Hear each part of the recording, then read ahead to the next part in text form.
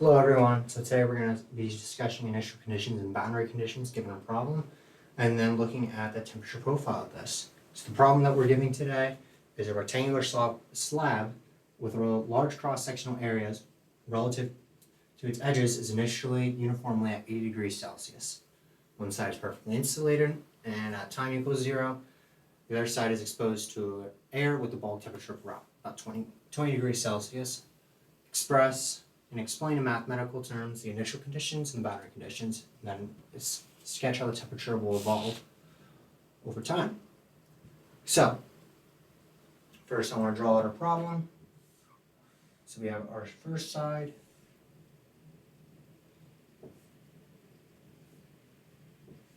which has a large cross-sectional area of A. And then we have our other side, which is notably perfectly insulated. So we'll represent this with this green.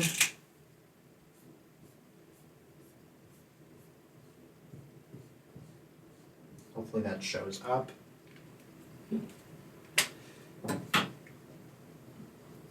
Now on this left side, we'll do x equals 0. And then on this right side, x equals L, giving us a length of L. And then our notable feature is that our bulk temperature on the outside is 20 degrees Celsius, and our bulk temperature on the inside, 8 degrees Celsius. So, looking at this problem, we have heat flow going out by two different methods. We have heat flow by conduction, and then we have heat flow by convection on the outside. So, what are these problems, or these equations? So heat flow by conduction, we already kind of know that. It's our thermal conductivity, negative thermal conductivity with area, and then our temperature gradient with respect to position.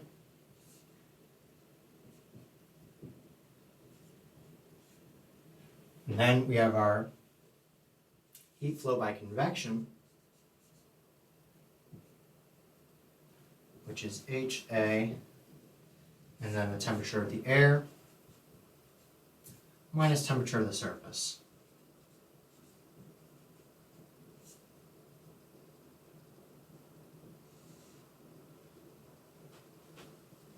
So, to get our initial conditions, we're going to have to set these equal to each other and kind of establish some rules that are going on in our problem. And we'll start with x equals 0 on this problem for our first initial condition.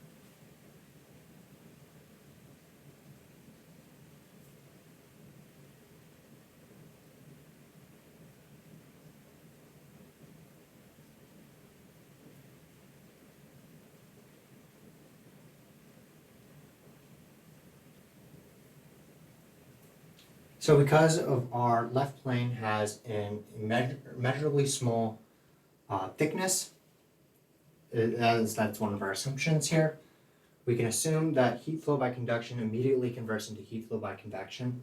So our first initial condition is just this right here. And for our initial condition, as we notice right here, our right side is perfectly insulated, which gives us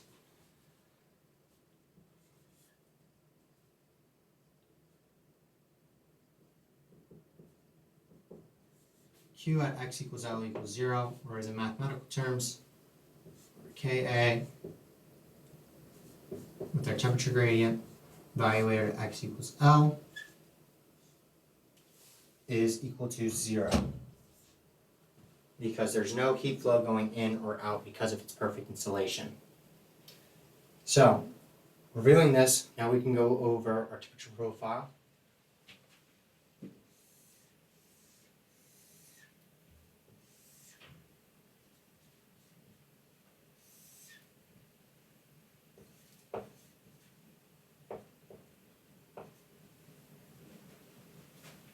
So for our left side, at x equals 0, at first our temperature gradient is very a lot higher than the other one. So it kind of looks like this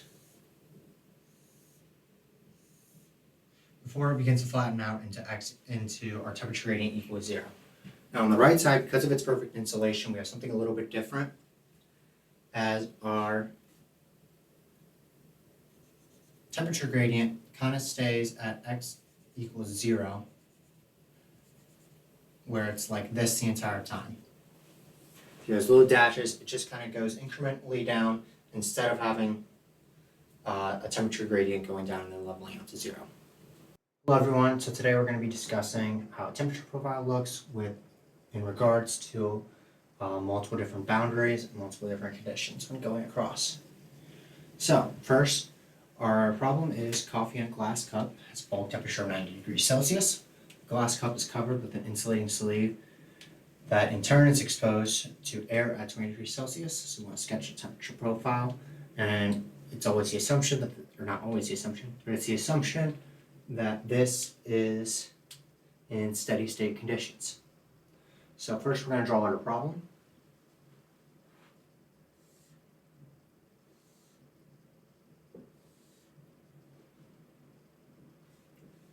So during this, we're going to assume that our coffee at 90 degrees is 90 degrees throughout. It doesn't vary within the liquid at all.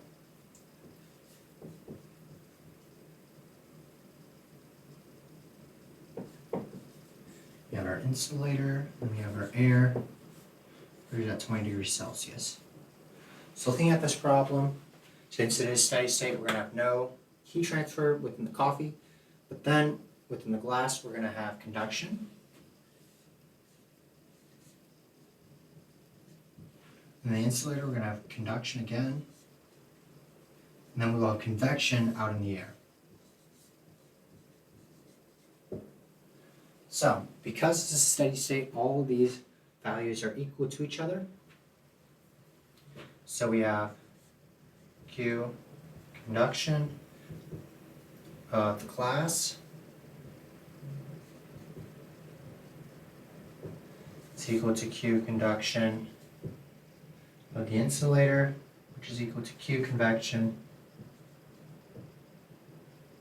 of the air, which again is equal to Q value. So breaking this down a little further to kind of get our mathematical equation of this, our conduction of the glass, conduction of the glass is equal to negative, we'll do absolute value, so we'll have a thermal conductivity times our area.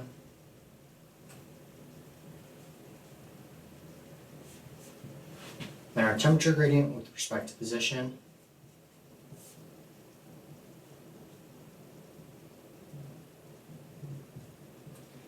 We have our thermal conductivity for insulator times our area, and our temperature gradient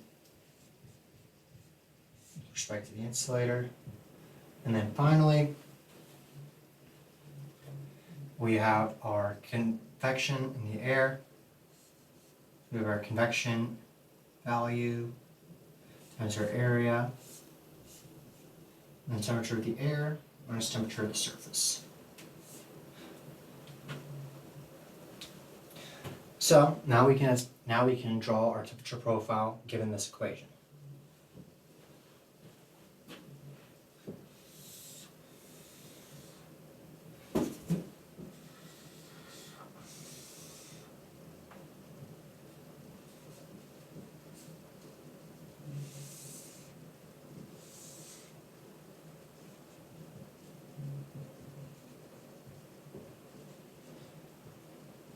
So out of glass, we start at 95 degrees Celsius.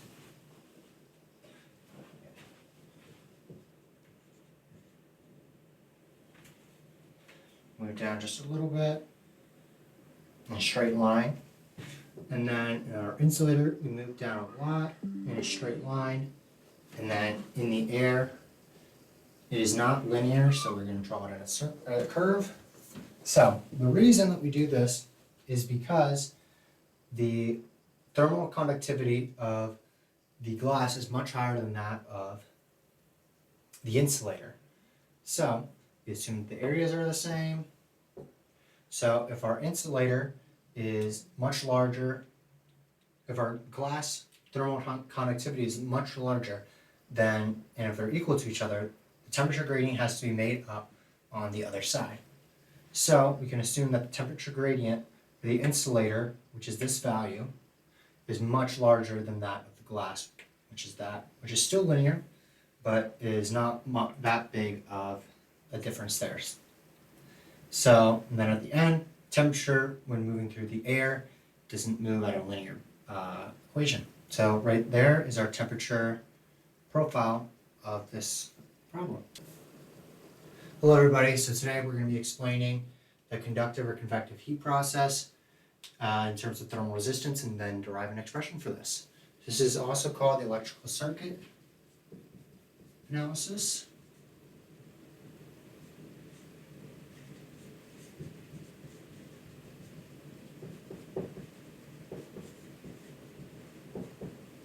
So, we have two expressions we're going to be looking at and then comparing it to. First, our electrical circuit one, which is the change in voltage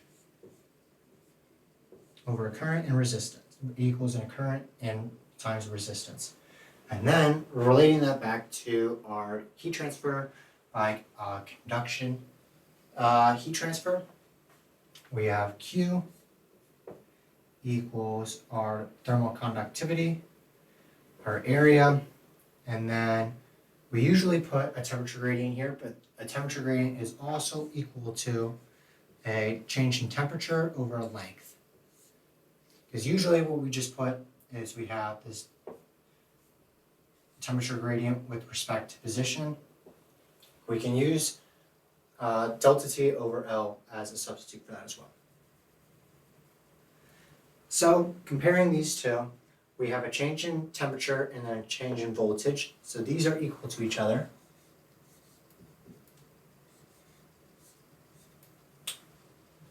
Additionally, we have a heat flow and then we also have a current as well, as both those things are flowing. So this Q is equal to I. And lastly, we have a resistance. So at face value, we would assume that a resistance is Ka over L. This is in fact not true, as we should set this equation equal to the temperature difference, as it would better clearly show what is equal to each other.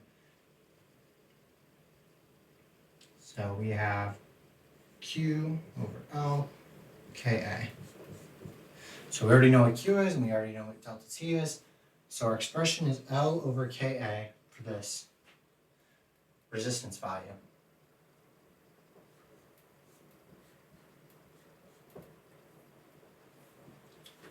So that's the heat transfer as in a relationship with thermal conductivity.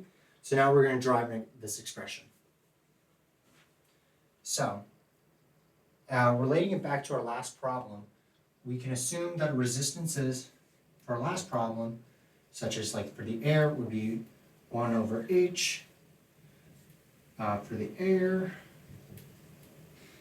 times an area.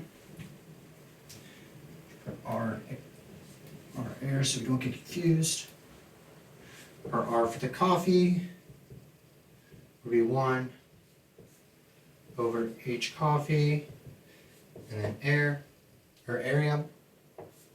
Our resistance for the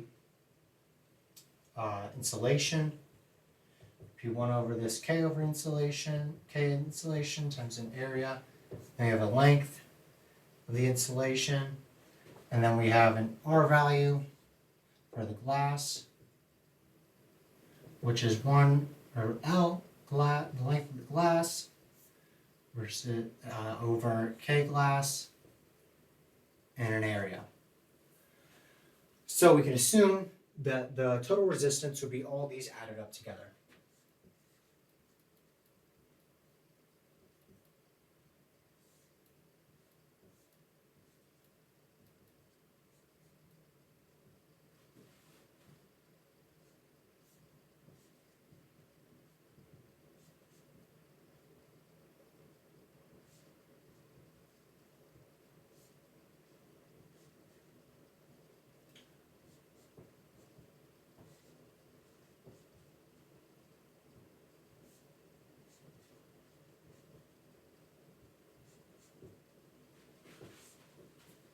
So relating it back to our original problem over there, we can assume that Q is equal to an area Q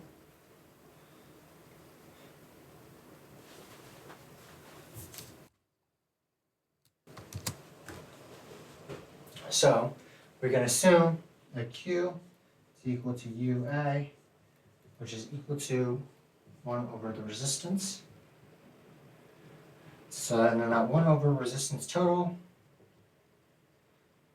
is equal to, as we have an area of all these, we can have 1 over A and 1 H of the air plus 1 over H copy, 1 over K insulation, length insulation plus length of glass, K value of glass. So these areas will cancel out, giving us this, which would translate into our Q value being T coffee minus T air over this expression down here, 1 over H the air, 1 over H coffee, length of the insulator over K of the insulator, length of glass times K of the glass is our Q value. So using the thermal resistance, that's our value.